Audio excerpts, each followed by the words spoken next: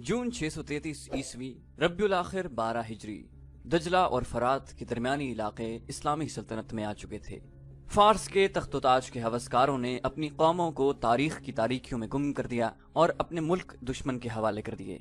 फारस की शहनशाही जो नाकाबिल तस्खीर समझी जाती थी और जिसकी फौज ज़र्रापोश थी, अब ज़वाल पजीर थी। मुसलमानों की फौज की नफरी फारस की फौज के मुकाबले में कुछ भी नहीं थी।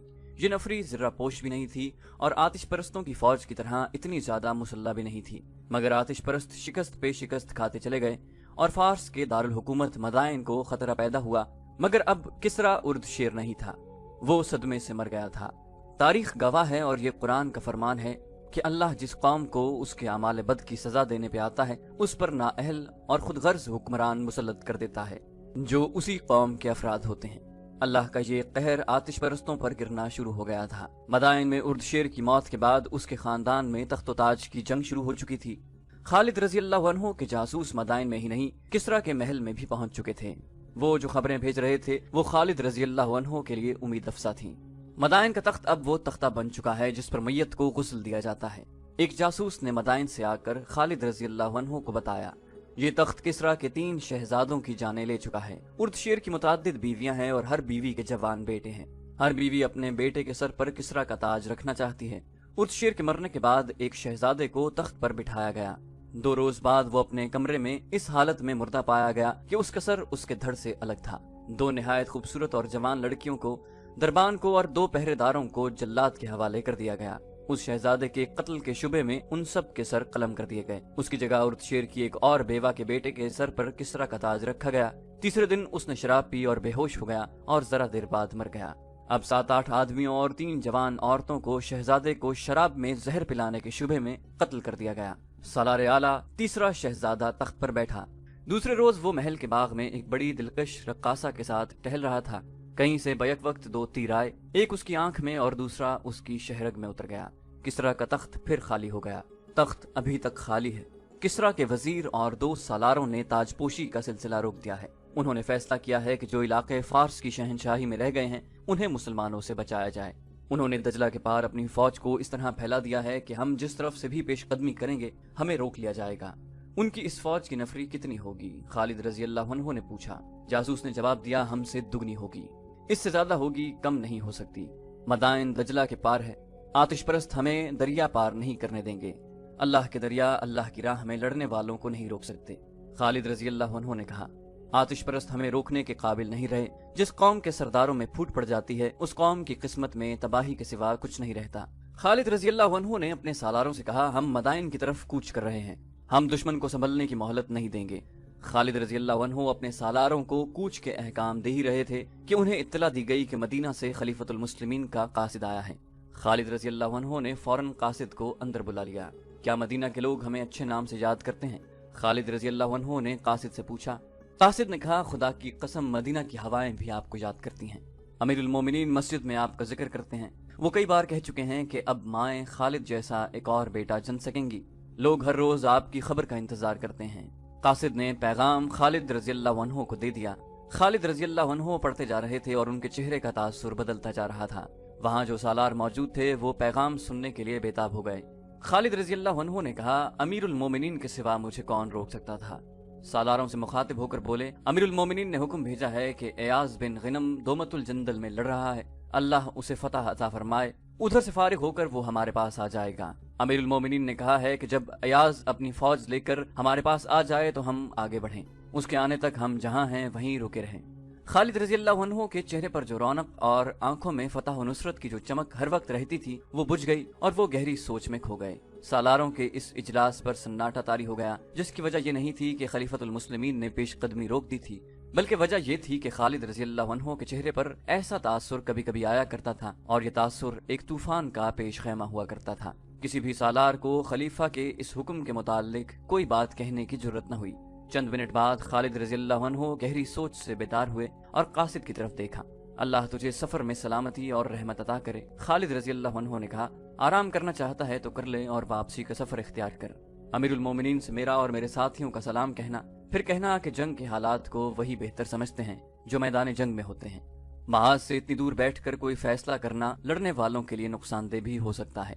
پھر کہنا کہ ولید کا بیٹا خلافت کی حکم ودولی کی جرت نہیں کرے گا، لیکن حالات نے مجبور کیا اور اسلام کو خطرہ لاحق ہوا تو میں حکم کی پرواہ نہیں کروں گا۔ میں خلافت مدینہ کا امین اور اسلام کا پاسبان ہوں۔ میں دشمن کو اپنے اوپر آتا دیکھ کر ایک شخص کے حکم کو ایک طرف رکھ دوں گا۔ مجھے خوشنودی اللہ کی درکار ہے۔ میں معلوم کروں گا کہ سالار ایاز کے محاذ کی صورتحال کیا ہے۔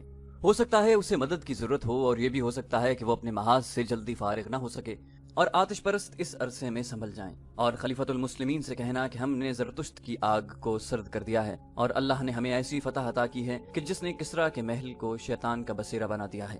اردشیر کے تخت پر جو کوئی بیٹھتا ہے وہ 2 روز بعد اپنے بھائیوں کے ہاتھوں قتل ہو جاتا ہے۔ فارس کی شہنشاہی اور اس کی شان و شوکت کو ہم نے دجلہ اور فرات میں ڈبو دیا ہے۔ ہیرا، جسے فارس کا ہیرا کہتے ہیں، ہمارا فوجی اڈا ہے، ہمارے لیے دعا کرتے رہیے۔ قاصد کی روانگی کے بعد خالد رضی اللہ عنہ نے ایک کماندار کو بلا کر کہا کہ اپنے ساتھ 2 بڑے تیز اور توانا سپاہی لے کر بہت تیز رفتار سے دومت الجندل جائے اور غور سے دیکھے کہ وہاں کیا صورتحال ہے، اور سالار ایاز بن غنم کب تک فارغ ہو سکیں گے، اور کیا ان کے جلدی فارغ ہونے کا امکان ہے بھی یا نہیں۔ کماندار اسی وقت روانہ ہو گیا۔ خالد رضی اللہ عنہ نے اپنے سالاروں سے کہا، خلیفۃ المسلمین کے اس حکم کو جو تم نے سنا ہے ذہن سے اتار دو۔ دل میں خلافت مدینہ کا پورا احترام رکھتے ہوئے ان حالات کو دیکھو جو ہم نے آتش پرستوں کے لیے پیدا کر دیے ہیں۔ اگر ہم ایاز کے انتظار میں یہیں بیٹھے رہے تو کسریٰ کی فوج کو سنبھلنے کا موقع مل جائے گا۔ خدا کی قسم تم سب یقین کے ساتھ کہہ سکتے ہو کہ کسریٰ کی فوج پر تم نے جو خوف طاری کر دیا ہے وہ انہیں کسی میدان میں تمہارے خلاف مقابلے کے لیے نہیں ٹھہرنے دے گا، اور مدائن کے محلات میں تخت نشینی پر جو قتل و غارت ہو رہی ہے وہ ہمارے حق میں جاتی ہے۔ قوم کے سرداروں میں جب تخت نشینی بجائے پیکار بن جاتی ہے تو فوج ایسی تلوار کی مانند ہو جاتی ہے جو بڑے ہی ڈھیلے اور کمزور ہاتھوں میں ہو۔ سالار عاصم بن عمر نے کہا، ہاں ابن ولید، کسریٰ کے جن سالاروں نے فارس کے بچے ہوئے علاقوں میں اپنی فوج پھیلا دی ہے وہ سالار بھی تخت کے خواہش مند ہوں گے۔ وہ ہم پر فتح حاصل کر کے فارس کے تخت پر قابض ہونا چاہتے ہیں۔ اگر ایسا ہوا تو فارس جلدی تباہ ہوگا۔ سالار عدی بن حاتم نے کہا، سالاروں کے دماغوں پر جب تخت و تاج سوار ہو جاتا ہے تو وہ اپنے ملک اور قوم کو بڑی جلدی تباہ کر دیتے ہیں۔ جب توجہ تخت کے لفظ اور اپنی ذات پر مرکوز ہو جاتی ہے تو نگاہیں دشمن سے ہٹ جاتی ہیں۔ خالد رضی اللہ عنہ نے کہا، میں ان حالات سے فائدہ اٹھاؤں گا، اپنی فوج کو تیاری کی حالت میں رکھو۔ ہم آخری فیصلہ دومت الجندل کی صورتحال معلوم ہو جانے پر کریں گے۔ دومت الجندل کی صورتحال سالار ایاز بن غنم کے لیے مخدوش تھی۔ دومت الجندل اس دور کا مشہور تجارتی مرکز تھا۔ آج کے عراق اور شام کی شاہراہیں یہیں آ کر ملتی تھیں۔ رسول اکرم صلی اللہ علیہ وآلہ وسلم نے تبوک پر چڑھائی کی تھی تو اس دوران خالد رضی اللہ عنہ دومت الجندل تک پہنچے اور یہاں کے قلعے سے قلعہ دار عقیدر بن مالک کو گرفتار کر کے رسول اکرم صلی اللہ علیہ وآلہ وسلم کے حضور پیش کیا تھا۔ عقیدر بن مالک نے اسلام تو قبول نہ کیا، رسول اللہ صلی اللہ علیہ وآلہ وسلم کی اطاعت قبول کر لی تھی، لیکن حضور صلی اللہ علیہ وآلہ وسلم کی وفات کے بعد ارتداد کا فتنہ اٹھا تو اس شخص نے مدینہ کی وفاداری ترک کر دی اور عیسائیوں اور بت پرستوں کے ساتھ مل کر اس کا سردار بن گیا تھا۔ ابو بکر رضی اللہ عنہ نے عقیدر بن مالک کی سرداری کو ختم اور اس کے زیر اثر غیر مسلم قبائل کو اپنے زیر نگیں کرنے کے لیے سالار ایاز بن غنم کو بھیجا تھا۔ ایاز تجربہ کار سالار تھے، لیکن دومت الجندل پہنچے تو دیکھا کہ عیسائیوں کا ایک بہت بڑا قبیلہ جو کلب کہلاتا تھا اپنے علاقے کے دفاع کے لیے تیار تھا۔ یہ قبیلہ جنگ و جدل میں شہرت رکھتا تھا۔ ایاز نے قلعے کو محاصرے میں لے لیا، لیکن عیسائیوں نے باہر سے مسلمانوں کو محاصرے میں لے لیا۔ ایاز کی فوج کو آگے بھی اور عقب میں بھی لڑنا پڑا۔ اس صورتحال نے جنگ کو ایسا طول دیا جو ختم ہوتا نظر نہیں آتا تھا، اور یہ صورتحال ایاز کے لیے روز بروز مخدوش ہوتی جا رہی تھی۔ خالد رضی اللہ عنہ کا بھیجا ہوا کماندار واپس آیا تو اس نے خالد رضی اللہ عنہ کو بتایا کہ ایاز بن غنم کیسے آئے گا، اسے تو خود مدد کی ضرورت ہے۔ کماندار نے دومت الجندل میں ایاز اور دشمن کی فوجوں کی پوزیشنیں تفصیل سے بیان کی۔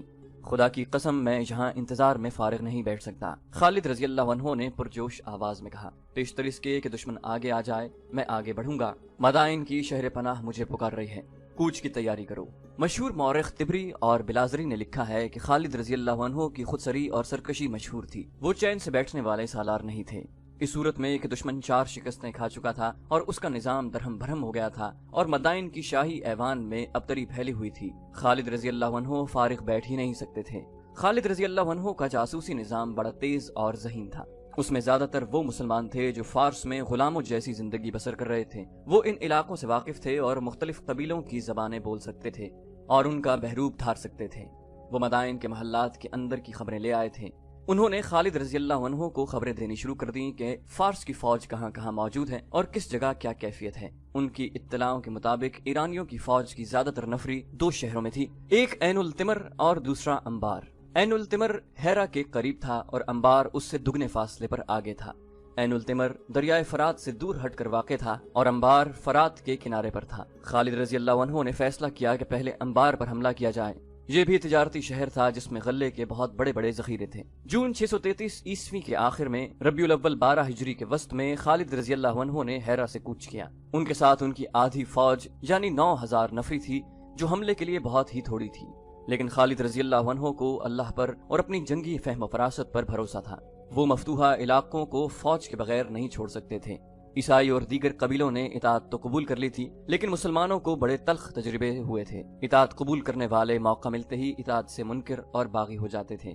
ہیرا میں خالد رضی اللہ عنہ نے قعقاع بن عمر اور اقرع بن حابس کو چھوڑا تھا۔ یہاں ایک غلطی کی وضاحت ضروری ہے۔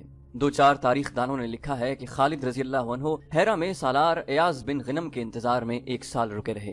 اس دور کی تحریروں سے صاف پتہ چلتا ہے کہ خالد رضی اللہ عنہ نے ہیرا میں پورا 1 مہینہ بھی انتظار نہیں کیا، نہ انہوں نے امیر المومنین کو یہ پیغام بھیجا کہ وہ ان کے حکم کے خلاف سالار ایاز بن غنم کا انتظار کیے بغیر مدائن کی طرف پیش قدمی کر رہے ہیں۔ خالد رضی اللہ عنہ اپنی 9000 سپاہ کے ساتھ فرات کے کنارے کنارے بڑی تیزی سے بڑھتے گئے۔ ان کے جاسوس مختلف بحروپوں میں دریا کے دوسرے کنارے پر آگے آگے جا رہے تھے۔ انبار سے تھوڑی دور رہ گئے تو خالد رضی اللہ عنہ نے فرات عبور کیا اور اس کنارے پر چلے گئے جس پر انبار واقع تھا۔ وہاں انہوں نے مختصر سا قیام کیا اور 2 خط تحریر کروائے، ایک کسریٰ کے نام اور دوسرا مدائن کے حکام اور عمرہ وغیرہ کے نام۔ کسریٰ کے نام خالد رضی اللہ عنہ نے لکھوایا، بسم اللہ الرحمن الرحیم، خالد بن ولید کی جانب سے شاہ فارس کے نام۔ میں شکر ادا کرتا ہوں اللہ کا جس نے تمہاری بادشاہی کو تہ بالا کر ڈالا اور ہمیں تمہاری عیاریوں سے کامیابی سے محروم رکھا اور تم آپس میں ہی دست و گریبان ہو رہے ہو۔ اللہ اگر تمہیں مزید مہلت دیتا تو بھی گھاٹے میں تم ہی رہتے۔ اب تمہاری نجات کا ایک ہی راستہ ہے، مدینہ کی اطاعت قبول کر لو۔ اگر یہ منظور ہے تو میں شرائط طے کرنے کے لیے دوستوں کی طرح آؤں گا، پھر ہم تمہارے علاقے سے آگے نکل جائیں گے۔ اگر پسو پیش کرو گے تو تمہیں ایسی قوم کے آگے ہتھیار ڈالنے پڑیں گے جسے موت اتنی عزیز ہے جتنا تم زندگی کو عزیز رکھتے ہو۔ خالد رضی اللہ عنہ نے مدائن کے حکام اور عمرہ کے نام لکھوایا، بسم اللہ الرحمن الرحیم، خالد بن ولید کی جانب سے فارس کے عمرہ کے نام۔ تمہارے لیے بہتر یہی ہے کہ اسلام قبول کر لو، ہم تمہاری سلامتی اور تحفظ کے ذمہ دار ہوں گے۔ اسلام قبول نہ کرو گے تو جزیہ ادا کرو گے، ورنہ سوچ لو کہ تمہارا سامنا ایک ایسی قوم سے ہے جو موت کی اتنی ہی شیدائی ہے جتنے فریفتہ تم شراب پر ہو۔ خالد رضی اللہ عنہ نے شاہ فارس کے نام ہیرا کے رہنے والے ایک آدمی کے ہاتھ بھیجا اور عمرہ وغیرہ کے نام خط لے جانے والا انبار کا رہنے والا ایک آدمی تھا۔ کسی بھی مورخ نے ان دونوں آدمیوں کے نام نہیں لکھے۔